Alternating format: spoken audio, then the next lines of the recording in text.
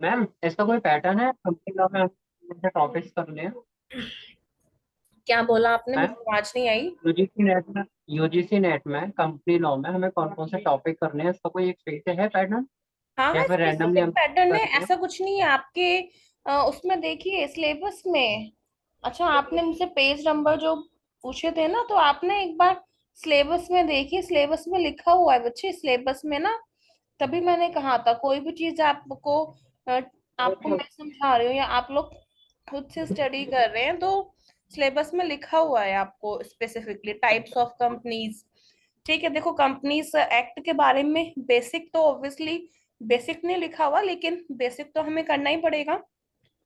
Types of companies लिखा है, और टाइप्स ऑफ कंपनीज से आपको बताया कि जो वन पर्सन कंपनी है, वन पर्सन कंपनी का एग्जाम में आया ही हुआ है क्वेश्चन, ये आपको मैंने बताया था। ठीक है, तो अब है नेक्स्ट है आपका टॉपिक फॉर्मेशन ऑफ कंपनी। तो कंपनी के कौन कौन से फॉर्मेशन है, एंड देन है वाइंडिंग अप ऑफ कंपनी, और बीच में एक टॉपिक और है मैनेजमेंट का। ठीक है, तो मैनेजमेंट का जो टॉपिक है वो बहुत ज्यादा डिफाइंड नहीं है, और इसके जो क्वेश्चंस है वो थोड़े से कम आते हैं।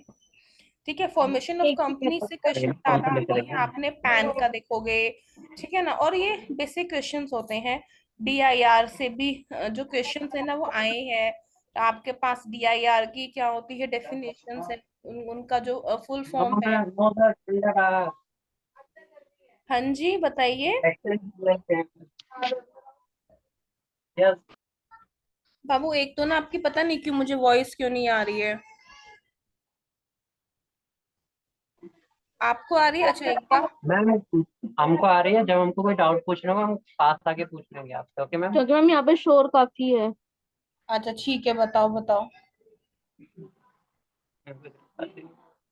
बताइए। मैम मैं ये पूछ रहा था, जो आपने कल टॉपिक्स कराए थे उसमें आपने कहा फॉर्मेशन ऑफ कंपनीज में तीन टॉपिक थे, OPC, private and public companies. बाबू, वो फॉर्मेशन नहीं है, वो टाइप्स ऑफ कंपनीज था आपका। वो फॉर्मेशन नहीं है, फॉर्मेशन तो अब आज हम कर रहे हैं। फॉर्मेशन का मतलब क्या होता है, कंपनी बनती कैसे है। आप कंपनी सेटअप करना चाहते हैं, तो आपको किन किन चीजों का ध्यान रखना पड़ेगा, उस वो है आपका फॉर्मेशन। जो हमने कल टॉपिक कवर किए हैं वो टाइप्स हैं बच्चे, types of company, private okay company. Ma'am. Mute है ना? ठीक है, हाँ वो ओके नहीं मैम। है आपका ये। आज हम टॉपिक कल मैं बोल रही थी, लेकिन मुझे टाइप्स ऑफ कंपनीज मैंने देखा सिलेबस में कि टाइप्स ऑफ कंपनीज भी है, क्योंकि मैक्सिमम क्वेश्चंस फॉर्मेशन से और बाइंडिंग अप से आते हैं, तो मेरे दिमाग में यही था। सिलेबस जब मैंने चेक किया तो उसमें टाइप्स भी था, और टाइप्स में मुझे याद आया कि वन पर्सन कंपनी से जो क्वेश्चन है वो मेनली आते हैं, पूछ लिए जाते हैं। ठीक है, तो सबसे पहले इसमें से हम थोड़ा सा भी, आपको ये बहुत ज्यादा डिटेल में समझ में नहीं आएगा, हम इसको डिटेल में कवर करेंगे। तो इसका थोड़ा सा पहले एक बार माइंड में ओवरव्यू ले लेते हैं।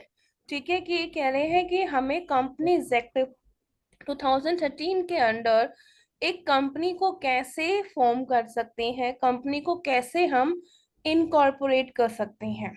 ठीक है, तो सबसे पहले है, यहाँ पे आप देखिएगा। ठीक है, टू मेथड्स हैं, ठीक है, दो मेथड्स हैं।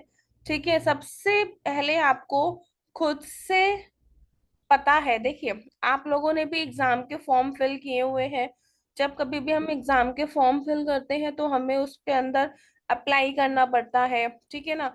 एंड देन अगर कोई वहां से एरर होता है, वो हमारा एक्सेप्ट है नहीं है अप्लाई करने के बाद, एंड देन हमें एरर को, ठीक है ना, एक टाइम पीरियड के अंदर हमें कवर करना पड़ता है। ठीक है, तो ये सब कुछ इसके क्या है, फॉर्मेट है।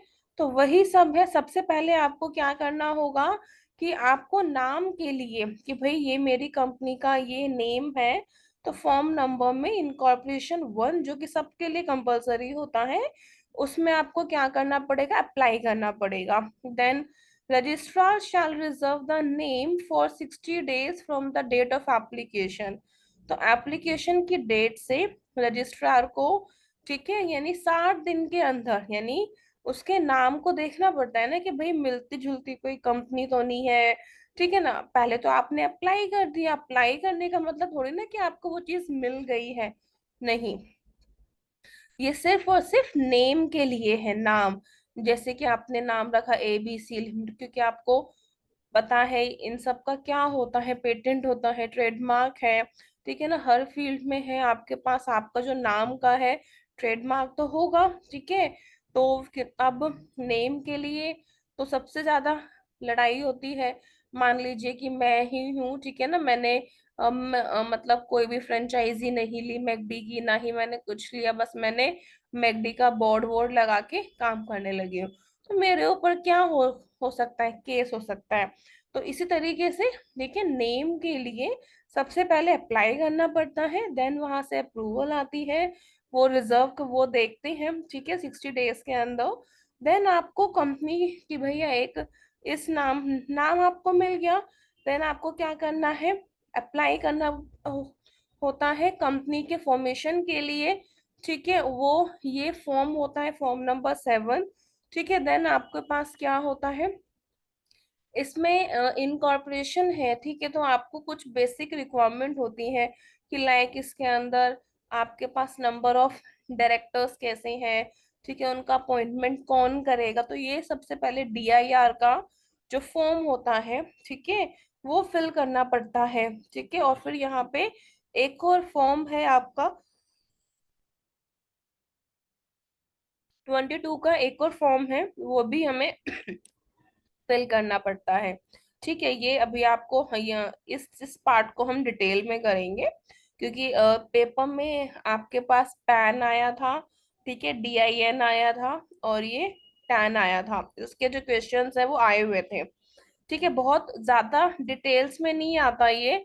डिटेल का मतलब क्या है कि आपका जो कुछ बेसिक पार्ट हो गया, क्योंकि देखो जो आप मैम ये आईएनसी वाला टॉपिक समझ में नहीं आया। ये टॉपिक, आईएनसी का जो आप बता रही थी, आईएनसी वाला, INC 2 INC 22 जो आपने अभी बोला था कुछ। हाँ हाँ, ये वाला ने इसका सिर्फ फॉर्म ये देखना है कि इस ये फॉर्म अभी आपको बता रही हूँ, इस फॉर्म में ये हमें फिल करना है कि डायरेक्टर्स के जैसे अपॉइंटमेंट है, कौन कौन सी है, कौन कौन सी कंडीशन सारी सेटिस्फाइड है या नहीं, वो सब कुछ फॉर्म होता है ये, ठीक है। INC भी कौन सा ओके फॉर्म, मैम। अभी हम देखते हैं। बस सिर्फ आपको इतना जानना है। अब है अदर कंपनीज के लिए, अदर कंपनीज के लिए भी ये तो सबके लिए ही रिक्वायरमेंट है। इनकॉर्पोरेशन 1 का फॉर्म नंबर होता है, ये नाम के लिए, ठीक है। नेम के लिए सबके लिए सेम है, यहाँ भी नेम के लिए सबके लिए सेम है। लेकिन यहाँ पे क्या होता है कि देख, इसमें सिंपल सी लिखा है, ठीक है ना, ये एक बेसिक कंपनीज के लिए होता है, ठीक है। ये आपके पास क्या है कि आपकी जो सिंगल फॉर्म है, ठीक है, अब आपकी जो फॉर्म है वो एक सिंपल फॉर्म नहीं है, वो इंटीग्रेटेड फॉर्म है। लाइक आपने क्या किया, आपके पास जो मॉडल्स हैं, लाइक आपने एडवर्टाइजिंग भी कर रहे हैं, आप मैन्युफैक्चरिंग भी कर रहे हैं, देन आपने सेलिंग एक्टिविटीज भी कर रहे हैं, तो this is your integrated company. तो ऐसी कंपनी के लिए डिफरेंट फॉर्म होते हैं, उनके नेम, रिजर्वेशन, DIN, अलॉटमेंट, ठीक है, पैन टैन, वो सब कुछ आपको फॉर्म में अप्लाई। सबसे पहले तो ऑब्वियसली आपने उस कंपनी का पैन प्रिपेयर किया होगा, ठीक है। उस कंपनी का स्टार्टिंग में क्या चलता था, अब तो जैसे GST आ गई है, तो GST का होता है पिन, ठीक है। अब ये क्या है आपके पास, डायरेक्टर्स की नंबर है, वो अलॉट हुआ है नहीं हुआ, तो ये कंडीशन आपको पहले से ही फाइल करनी पड़ती है, ठीक है। फिर क्या लिखा है कि आपके पास मेमोरेंडम ऑफ अंडरस्टैंड, ठीक है, article of association, memorandum of association के भी फॉर्म, ये सब कुछ आपको कंप्लीटली फिल करने पड़ेंगे।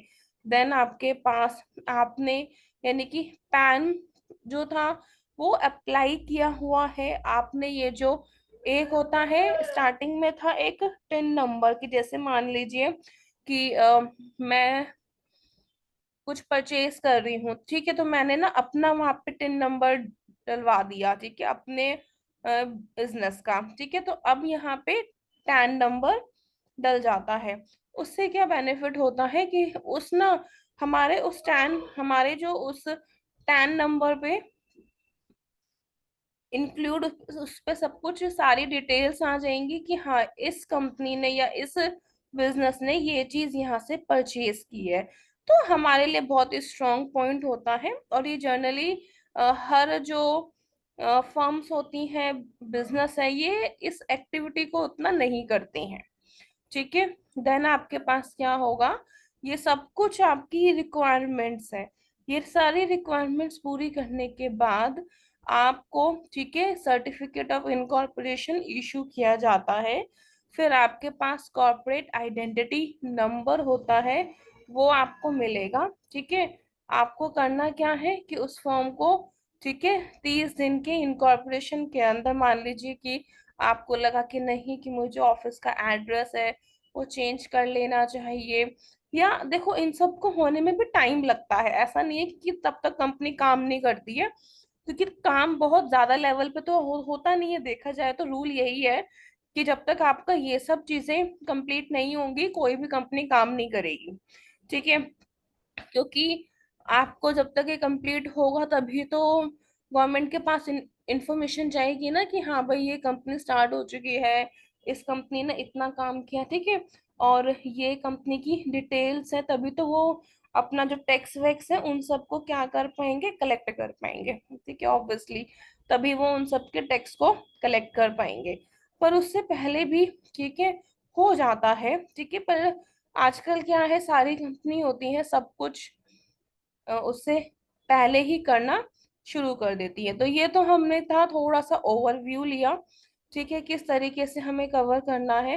तो जो आपको फॉर्मेट पे दिखा है ना, सारे फॉर्म्स आपको सबसे पहले कवर नहीं करने हैं। ठीक है। एक दो कुछ फॉर्म्स हैं, कौन कौन से फॉर्म्स है सिर्फ आपको वही कवर करने हैं। चलिए एक बार वन बाय वन स्टार्ट कर देते हैं, हमने जो अभी स्टडी किया। ठीक है, एक ओवरव्यू आपने ले लिया।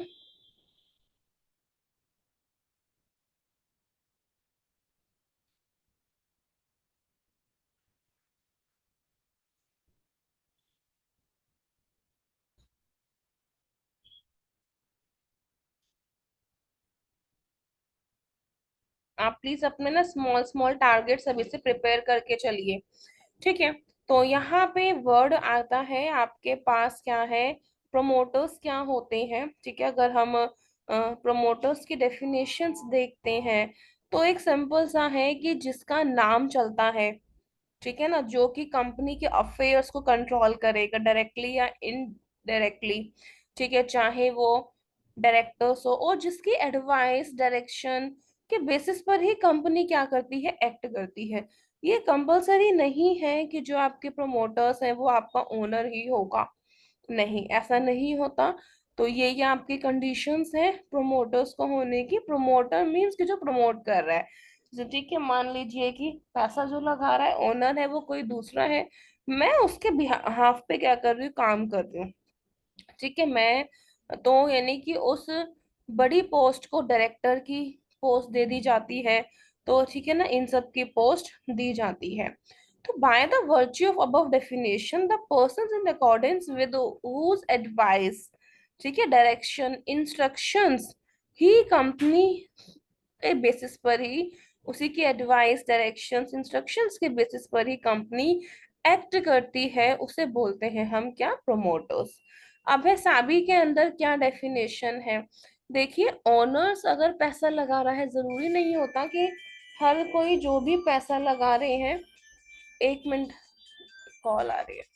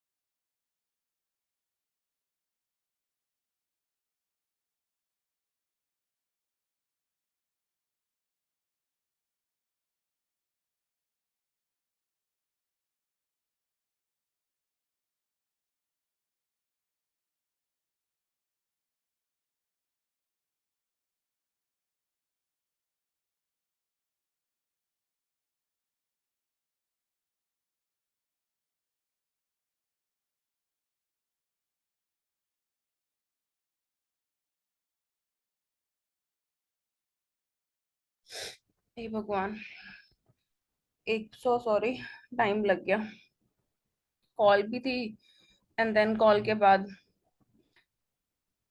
गर्म पानी पी लिया, ठीक है, ताकि बोल सकूं। ठीक है, फिर क्या था, हम क्या कवर कर रहे थे? हाँ, ठीक है, ये डेफिनेशन कवर हो गई। देन आपके पास क्या है, सैबी ने भी एक अपनी अलग अलग डेफिनेशंस दी है। मैम 1 मिनट 5 मिनट होल्ड कर लीजिए, बस थोड़ा ठीक है, क्या मैम से हो? बात हो रही है। ठीक है।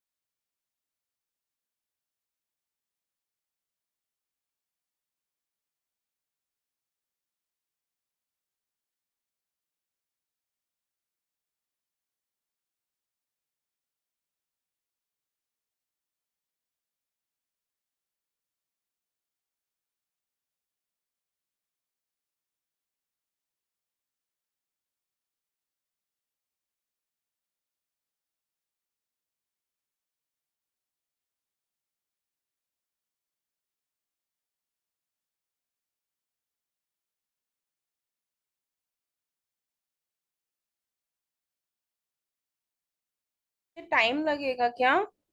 मीटिंग भी फटाफट खत्म होने वाली है।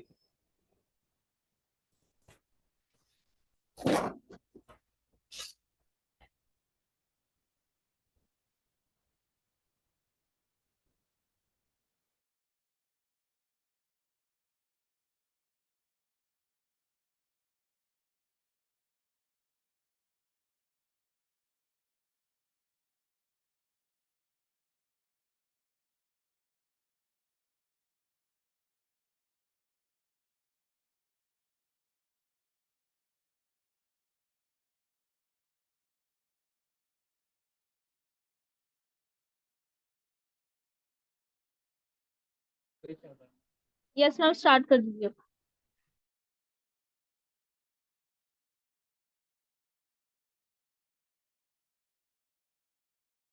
ठीक है, तो यहाँ पे हम देखते हैं क्या लिखा है नेक्स्ट में, यानी कि सैबी के अकॉर्डिंग भी कौन होते हैं? प्रमोटर इंक्लूड करता है पर्सन, ठीक है, who are in control of the issuer, जो कि मतलब इशू करता है, या पर्सन, ठीक है ना, यानी कि जो कि प्लान्स बनाएगा, मतलब कहने का मतलब है कि जिसका जो एक्शन है, जिसकी एडवाइस है, ठीक है, वो बाउंड करती है कंपनी को, दैट्स इट।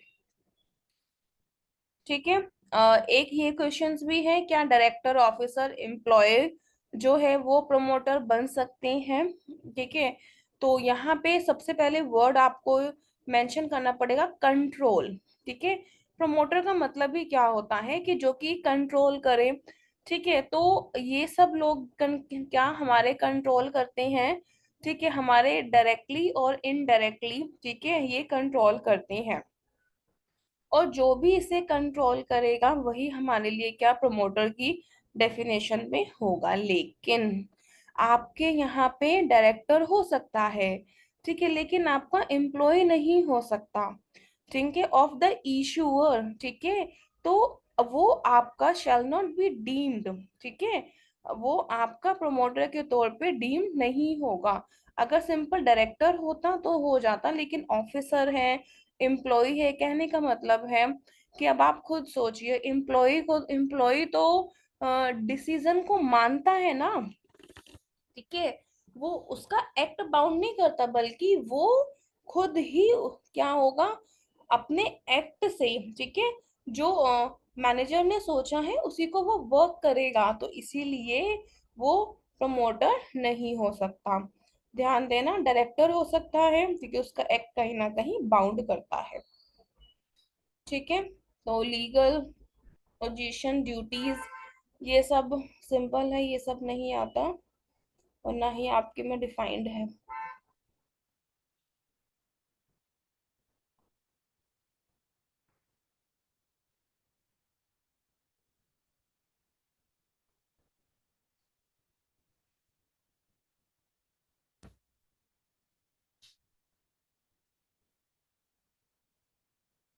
ठीक है, यहाँ से आते हैं सबसे पहले, तो थोड़ा सा स्टार्टिंग का पार्ट था प्रमोटर का, वो आपको बताया, लेकिन वो भी आपके एग्जाम में नहीं पूछा जाता है। ठीक है, बस थोड़ा सा चीज आपको मालूम होनी चाहिए कि ओनर में क्या डिफरेंस है, प्रमोटर में क्या डिफरेंस है, क्या डायरेक्टर बन सकता है, हाँ बिल्कुल, लेकिन एम्प्लॉय ऑफिसर नहीं बन सकता।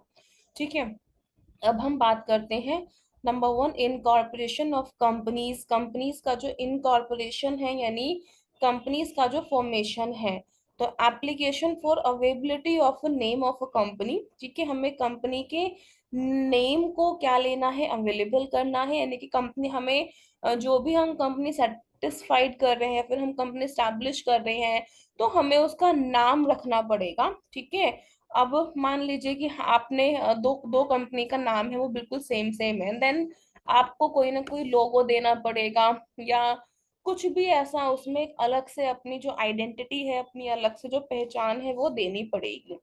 तो क्या लिखा है, a application for availability of name of company.